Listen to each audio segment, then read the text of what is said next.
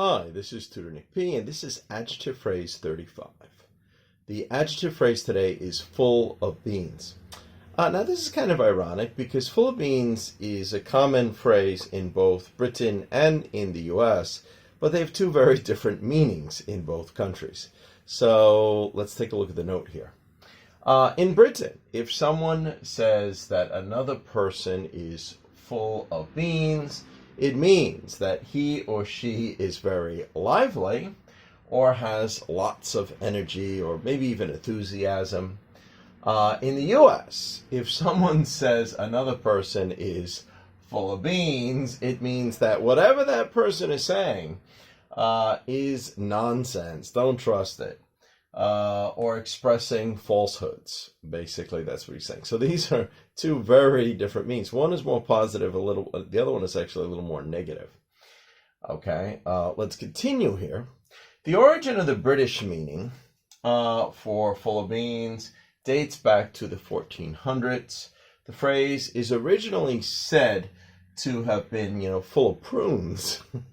That somehow seems connected to the full of beans in a way. And then changed to full of beans. Okay, good. This came about due to the fact that horses were often fed beans, and after eating them, the horses seemed to quickly be very lively, or full of energy. Okay. Nowadays, this phrase is used to mean that one is full of energy and enthusiasm. At least in Britain, that's the meaning. Okay, good. The origin of nonsense in the U.S. Yes, well, basically the origin of, full of beans meaning nonsense in the U.S. is believed to be a more euphemistic way of saying the more offensive phrases of full of shit or bullshit. So a lot of times, maybe some people didn't want to say the more offensive ones. They didn't want to say, he's full of shit. They'd say, well, he's full of beans. Or, rather than saying bullshit, they'd say he's full of beans. It's a lot nicer. So in this sense, full of beans in the US was probably changed to be more euphemistic. Although in a way, it's kind of funny that it's still kind of connected. It's kind of connected to the idea of prunes in a way, because in the U.S., when you eat prunes, it's kind of a laxative that would make you go poo-poo.